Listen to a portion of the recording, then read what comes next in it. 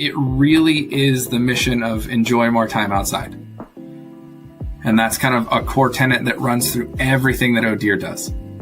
And so that's what we want for people. We want them to be able to be outside, to get, that sunlight exposure, things along those lines, shake hands, kiss babies, but in real life.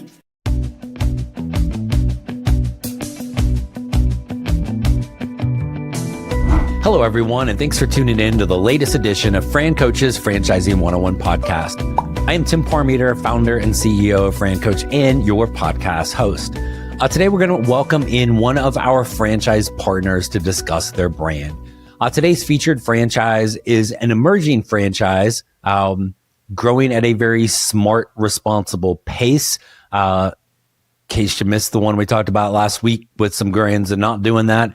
But this franchise has a very, very simplistic recurring revenue model, low overhead, and very scalable. Part of their service offerings are ones we all know about and probably pay someone to do something for it. But they also have a couple unique kind of niches that are really underserved and are able to kind of kill it with their customers with this.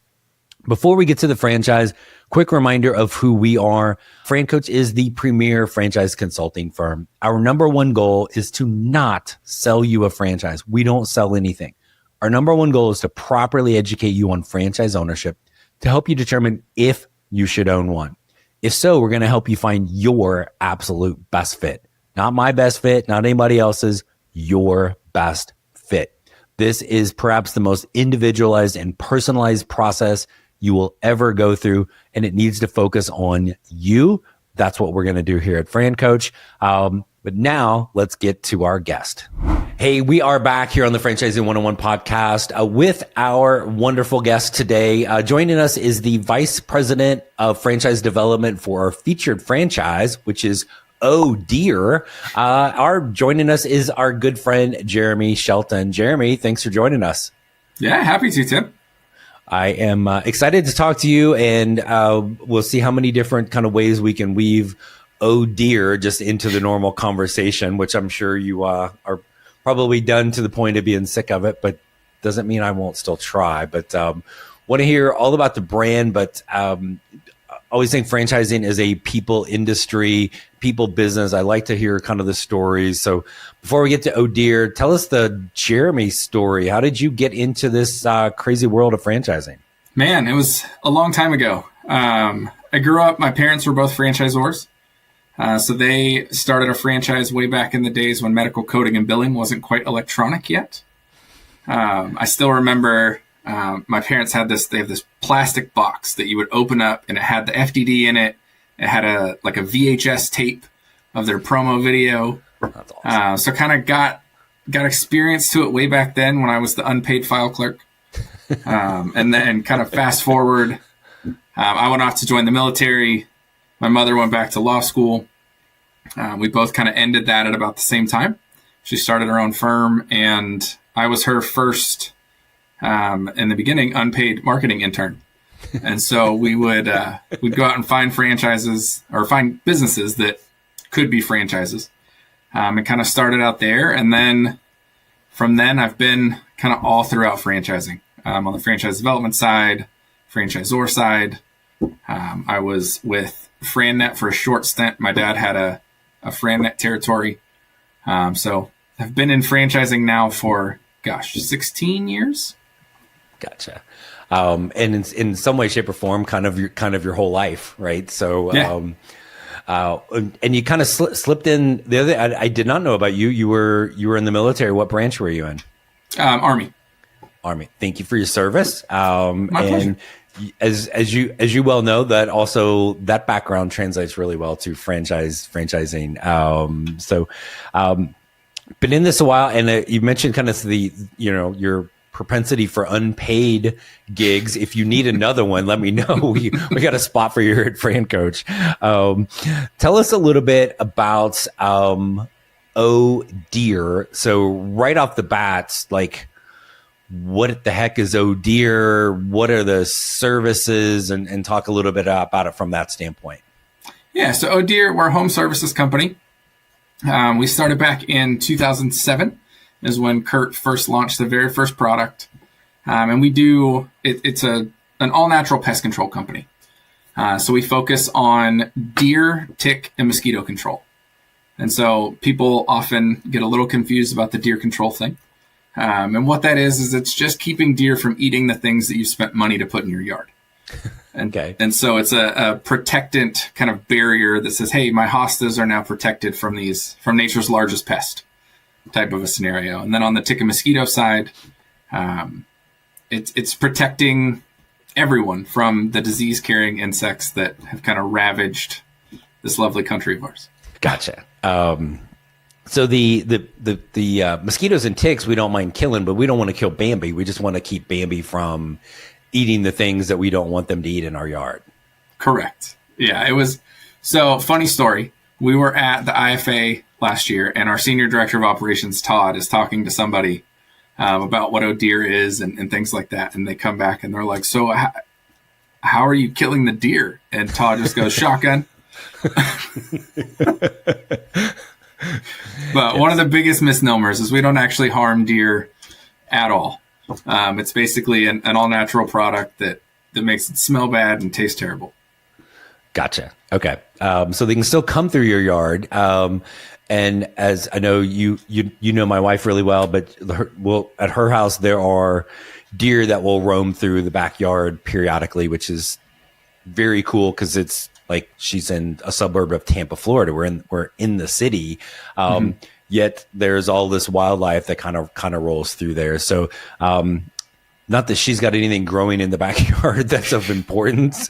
But if there was, we could use deer, make sure that the cute little deer can still roll through the backyard. We can still see them. They're just not eating anything important. So, correct. Okay, cool. So we're doing all these things. That's kind of the business model. Talk a little bit about what we're looking for. I guess right off the bat, as you know, there's sometimes this misconception in franchising that the owner is always the doer, always has all this background and experience in pest control or whatever. Is that the case for you guys? What are some of the things that you're really focused on? Yeah, so we're focused on finding people that are people's people. The actual service that you're performing, things like that, we can teach. It's not an overly complicated business. That's one of the beauties of it. Yeah. But I'm really looking for somebody that has the personality to make connections. We rely heavily on just kind of customer referrals and things like that. So think like the mayor of a small town type mentality of like, I know everybody, I can talk to anybody, but not in a salesy way. We're not an extremely salesy business when it comes to our customers or to our Fran Dev process. It's more about kind of making that relationship and kind of leveraging that trust to kind of continue the business forward. Gotcha. Okay. The owners, I'm sure, as in most businesses, they're going to learn all aspects of it. They're going to learn how to, do the work that's being on the truck and all of that. But is that the goal for the owner to be out there actually as the doer, or are you wanting them to hire somebody ideally? So the way that we've kind of structured everything is we want owner operator only. So we don't even make a semi-absentee claim at any point in time. But the first kind of 8 to 12 months, we want that franchisee to kind of know what their business is on an intimate level. At the end of that 8 to 12 months, they're going to figure out which part of their business that they like and which part that they want to hire out for. And then we highly encourage them to hire out for that. When we look at the business, we're really looking for people that want that intimate understanding of the business, but also want to build an empire. Our largest franchisee is operating 25 trucks, a ton of employees. He's not out there spraying every day. Yeah. And so we want somebody that has that future mindset of like, okay, I'm doing this today so that I can be a better empire builder down the road. Gotcha. Okay. Talk a little bit about that. Cause there's, I think as you're saying, hey, we want somebody really heavily involved early, can kind of make somebody go, oh, I don't have any room to grow. Yet we've got somebody who started that way and now has 25 trucks. Mm-hmm. What are some of the things you guys are doing as a franchisor to help people understand that timeline of, hey, here, maybe in that first year, be really more active, be out there doing some of the jobs, but here's how we get you to 25 trucks. Yeah.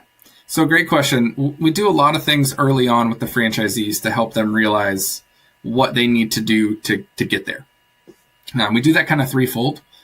One is our senior director of operations is helping them really understand from day one, budgeting, forecasting, making those goals, how to track whether you're on pace for that goal or not. And that goal is unique to you. If you as a franchisee are like, hey, the first 2 years, like I want to grow a little slower, I'm not ready to build that empire yet, then we're going to make goals that kind of align with that. Then on the marketing side, Brian is going to work with them on like, hey, here's how many customers you need. Here's the conversion rate you need to hit in order to meet this goal that you've kind of created with Todd. And then we also do a mentorship program where those franchisees are working directly with another franchisee. And so that other mentor franchisee is leaned into that whole process as well. It's just kind of like a checks and balances of like, hey, in order to really get there, Oh, nice.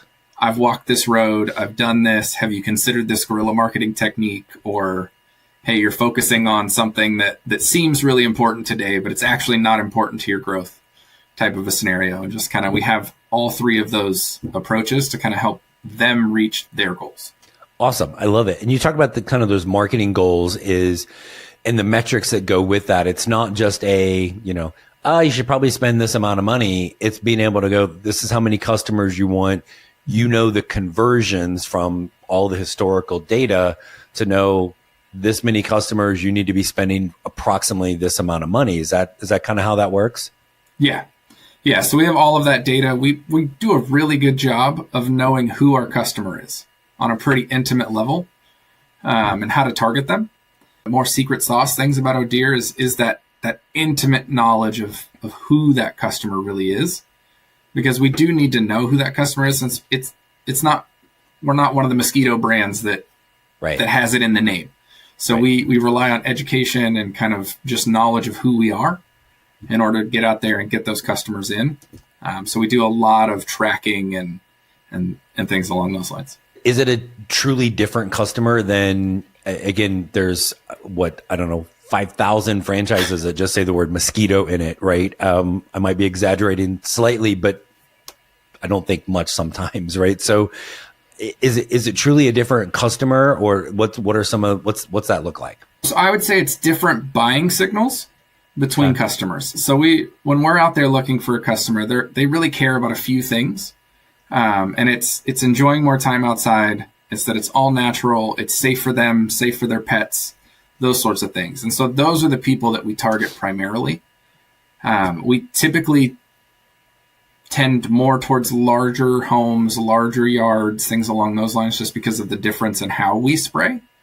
And so it's really just kind of getting granular and targeting those people, the people with kids, the people with dogs, the people with, the little bit more disposable income, that type of a thing. And so we don't really compete with a lot of the other brands because of those slight variations and kind of who our customer is versus kind of the customer that we typically see head over that direction.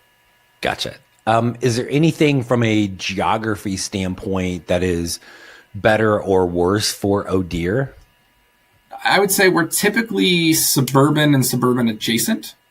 None of our territories are downtown territories.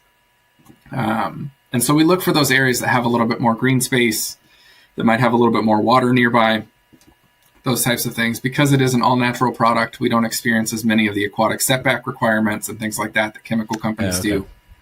And so we try and find those areas that are just universally good for the brand, and kind of target those first. Okay. Probably not a lot of deer running around in downtown LA necessarily, but again, sure, kind of that totally makes sense. And then anything, there are some things where you think about outdoor businesses having some level of seasonality to it. Kind of walk us through that a little bit, because I think it's usually not nearly as seasonal as people realize, but there actually can be some advantages to that. So how does that work with O'Deer? Yeah, so we have the beauty of having kind of two different pest types that seem to be on alternate schedules. And so it definitely, when we look at spring, summer, that's when everybody thinks mosquitoes and all of those things. The interesting thing about ticks is that anytime it's above freezing, they can be active. And so we actually do have winter tick control, things along those lines. Whether there's snow on the ground or not, we can still perform that service to help protect people when it comes into spring. So there is a little bit of seasonality in certain aspects of the business, but we are truly a year-round business thanks to deer and the winter tick control, things along those lines. Because deer are typically most active when it comes to feeding, winter, fall, and spring, summer. They feed on different things. And so while the clientele might change, we might have one customer that has, a very tasty buffet of fall, winter deer food, and we might have another customer that has, that same spring, summer type of thing. But the revenue pretty much stays consistent throughout the year, the ability to create revenue. Gotcha. The deer aren't exactly hibernating for 6 months, so they still need to eat, and you still don't want them to eat what you paid for, right? So, yep. Okay, cool. Talk a little bit about that kind of that startup part, right? We've got the owner. We know they're very hands-on. Is it just them typically at the beginning? Are we hiring anybody else? What's that startup like? Yeah, I would say franchisees start up a little different from one to the other, but it's typically 1 to 2 people. So we have franchisees that'll start up and they kind of handle everything. The back office side of O'Deere is just as kind of simple as the front office side. It's a lot of recurring revenue. Once you sign up, credit card information saved. There's not a whole lot of moving parts on the back end. And so you can really kind of focus on performing that service, getting new customers, that type of a thing. On average, we'll see people start to look at hiring their first person like 6 to 7 months in. Okay. And it's once they've been able to identify like, hey, I really like being in the field. I don't like doing X. Yeah. Or, hey, maybe now it's time for me to get a spray tech to be able to expand type of a scenario. And so it kind of varies from franchisee to franchisee. But the early days are arguably not as stressful as I've seen in other brands I've worked with. Right. But they're definitely still chaotic. Like, I don't want to make a claim that this is too easy. It's so easy, right? Kick your feet up and let O'Deere make you millions.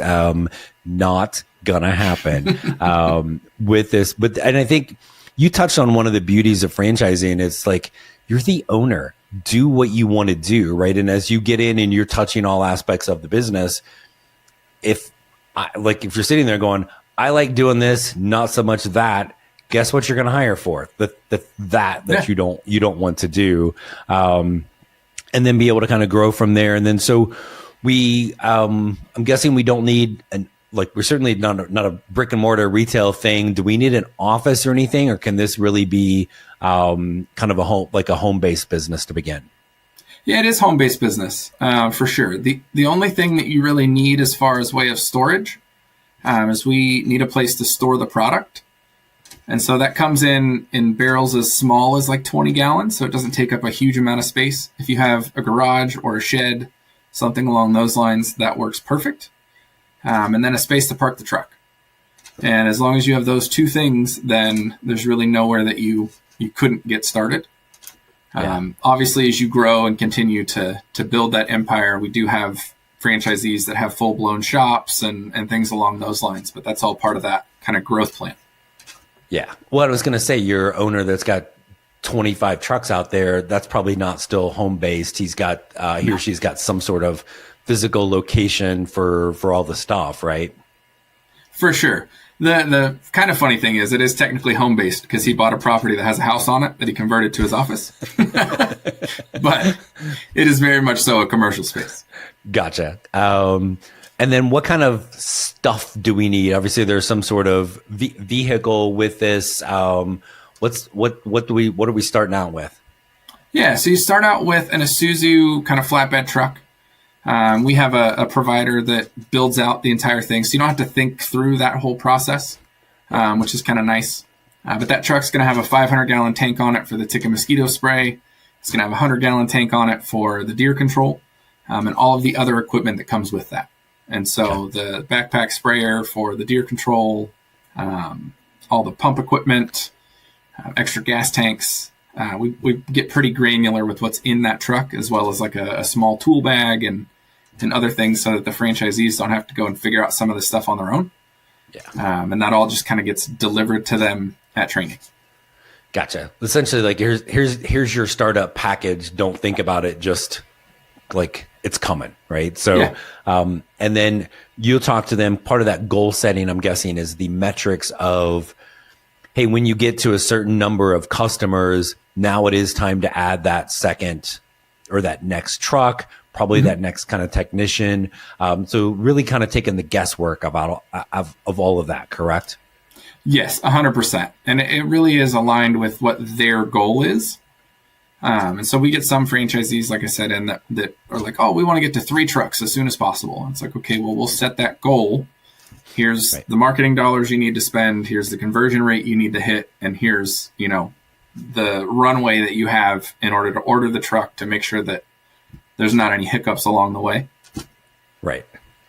They don't just have like hundreds of these trucks sitting around fully stocked. It takes a little time to get that, but but you've hit on this a couple of times, and I think it's really important for people to understand is, if I come in as a franchise owner, isn't telling me, Tim, your goal is this, and you need to do, like, it is really collaborative because I am the owner. And if I say, hey, I think 1 is enough for me forever, great, that's what it looks like. Or if it's the one like, no, the person has 25. How do I get to, like, I want to kick his ass at some point. How do I get there? Right. You guys can kind of help really formulate that plan. But at any point in time that changes, I want to ramp it up more, or I want to kind of status quo it. You guys aren't breathing down my neck to go, I don't know, Tim, you said your goal was this, or we're dictating that. It's really collaborative, but it's that owners kind of driving it. You guys are helping them get there, essentially, correct? Yeah, that is completely correct. And sometimes it's a double-edged sword even for us. We don't have any minimum sales requirements, anything along those lines. The only thing that we have that's kind of set in stone is a minimum marketing spend. And as long as you're meeting that marketing spend, then and you're running your business and you're kind of in compliance with the franchise agreement, obviously, then we're just going to keep helping you get to whatever your goal is. Yeah. And part of the beauty of the subscription model is I'm going to guess the customer retention is through the roof for this. So get the customer, show up and do what you say you're supposed to be doing. You've got a customer for, maybe I'm being too exaggerating with customer for life, but they're going to be with you for a long time from that standpoint. But you're always spending the marketing dollars because you always want to be able to be able to grow with that. What are some other things that maybe owners are doing locally to drive traffic and get some new customers? Yeah, so one of our favorite things is we have what's called the TIC program. So it stands for Take Initiative, Check Kids. And it's an opportunity for franchisees to go out and find local preschools that obviously have their target demographic attending, right. But they're providing a free service to that preschool. And so they're providing a free tick and mosquito spray. But we have coloring books, temporary tattoos, stuffed animals, all kinds of stuff that we're leaving behind with those kids. So that hopefully that makes it in the way of their parents' hands, obviously. Right. But it's a really fun experience to go out, and most of the preschools are allowing some sort of education to go along with that. Cool. We also do a very similar thing called Tick 9, which is for canines. So identifying local, either like doggy daycares or something along those lines, to just get in front of the more vulnerable parts of our population that don't know how to check themselves and protect themselves, right. type of a thing. Yeah. But also to get in front of the people that are spending money on that part of the population. Gotcha. No, that's super cool. And I think anytime you can do something that's fun and helping the kids. And again, like I'm sitting here on your temporary tattoos.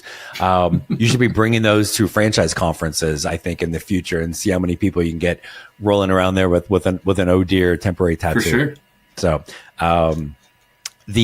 talk a little bit about maybe other things from a support standpoint. talk about things from the marketing, that all the kind of that one-on-one attention from goal setting and kind of like having that mentorship program is fantastic. Anything else that maybe we haven't talked about support wise that you're like, oh man, we are great at helping people with this? What would that be? I would say just overall communication of where they're at, whether that's peer to peer or from us to them. We have a monthly franchisee call that is very much so geared towards, in the beginning, because we are selfish, we are franchisors. We tell them what we want to tell them first.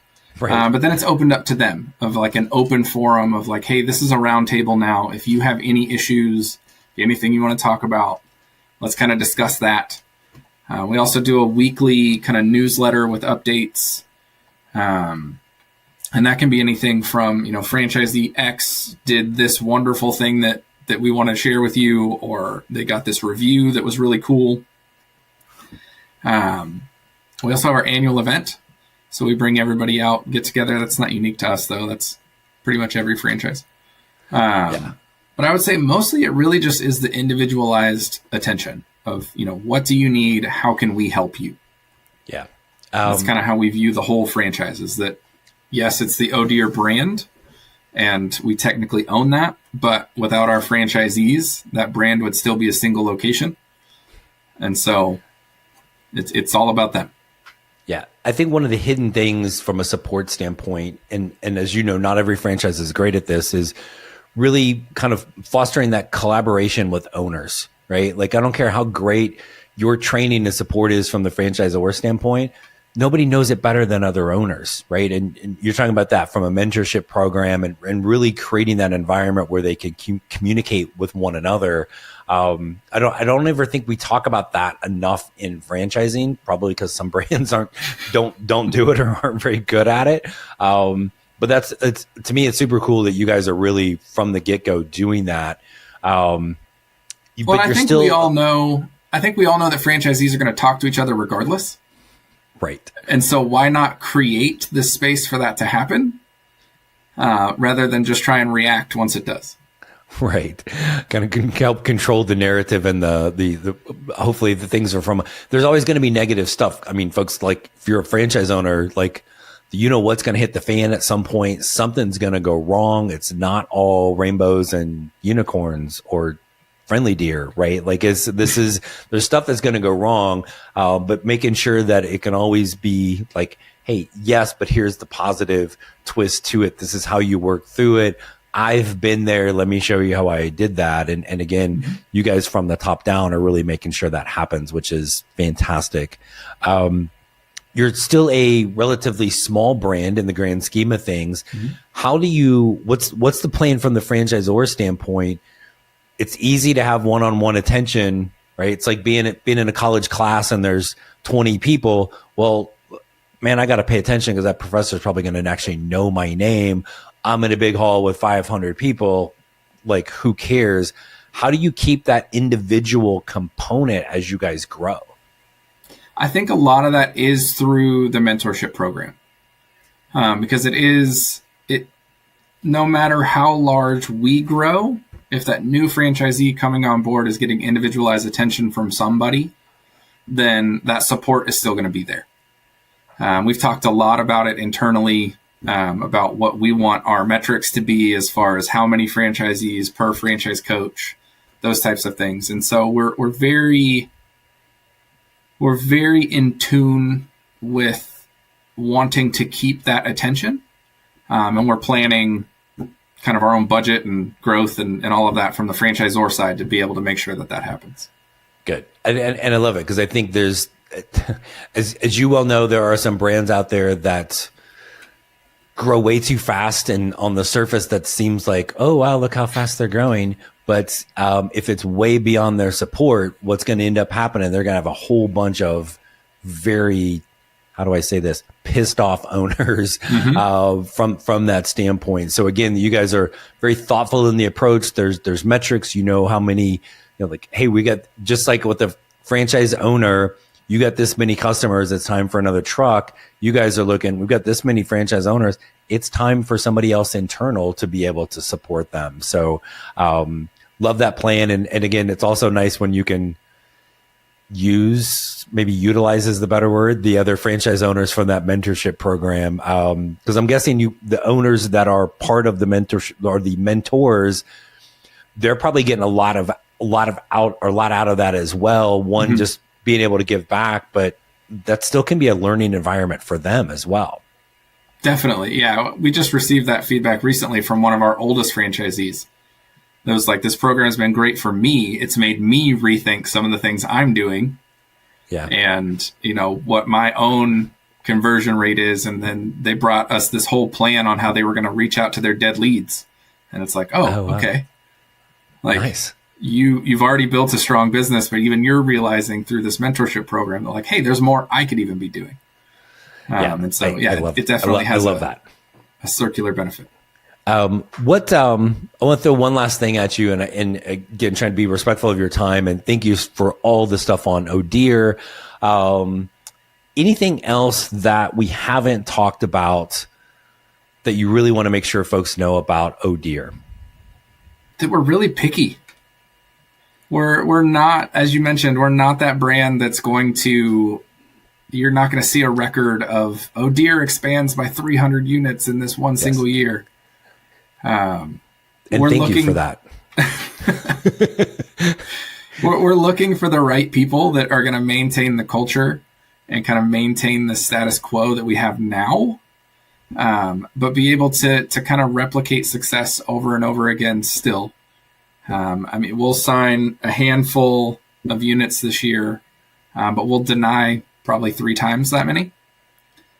And it's from the top down, and it's been really refreshing from my Fran Dev perspective to know that the owners of this company are wanting to replicate kind of the lifeblood of what created it, not just accept another contract and things along those lines.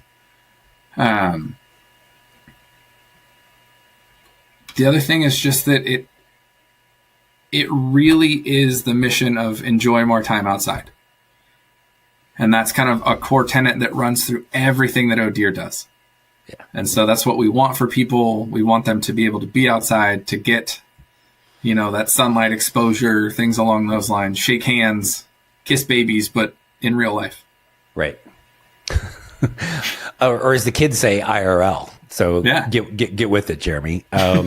So because what we really want is we want a 56-year-old bald man telling you about the hip codes to be using. So the word culture is probably overused at times, but I want to share with like all 7 or 8 of our listeners is that one, I've known you for a long time and always really enjoy working with you. Just you're genuinely good human being, and thank you. So, but we are, I don't know, probably within a few days of having a Fran Coach client become a Oh Dear franchise owner, and her experience going through this has just been like I think from the very beginning felt at home with everybody on the team. So all those things you're talking about really resonate. And this was somebody who, again, greatly enjoys the outdoors, right? Didn't want to be overwhelmed with big or pushy or anything like that. Really wanted to feel kind of like have that family component to it. And there may be somebody listening out there and is like, I don't want to I don't go outside. I don't want to like people, just give me the business and get out of my way. Well, that's fine. There are those out there who will help you find it. But again, you guys aren't just saying that. And it's one thing for you to say it, like it's your job to say it basically. But I wanted to share with everybody from my experience and somebody that she doesn't know this yet, but I will bully her into being a guest on the Franchising 101 podcast to kind of share this journey. Just fantastic. Everything you're saying is you're probably underselling that family focused culture of being picky, trying to make sure that you're really getting that right partner in there versus just, can you fog a mirror and can you pay the franchise fee? And there are brands out there like that. And thank you guys so much for not being one. So I just wanted to kind of share that from our experience as well. So keep doing what you're doing. You and I well know the ones that are not doing things the right way, and so I appreciate you guys for being there. So, and thank you again for taking some time to come on here and chat with us about Oh Dear. Awesome. It's been my pleasure. Thanks so much, Jeremy. And hopefully we've got a little more Oh Dear coming here in the next month or so with somebody as a new franchise owner. So let me knock on wood and not jinx that, but it should be good. So thanks so much again for coming on, Jeremy. All right. I want to thank everybody for joining us today. And of course, Jeremy Shelton from Oh Dear. We hope for all of our loyal podcast listeners that the Franchisee 101 podcast continues to provide some insight into the amazing possibilities that can be achieved as a franchise owner. Be sure to check us out, all of our social media things, wherever you get your podcasts. If you haven't, do us a little favor, give us hopefully a 5-star review somewhere in there. Follow us, subscribe to us. Don't forget about our new and improved YouTube channel. Does have our podcast there. It's got our Franchising 360 TV show there, and a whole bunch of other things. And when you are ready to learn more about franchising, check us out. We are at francoach.net. The Franchising 101 podcast equals FranCoach. We are here. There's never any fee for our service. When you're ready to learn more to see if this might be the path, we are here to help you create your better tomorrow. Thanks for tuning in, and we'll see you next week.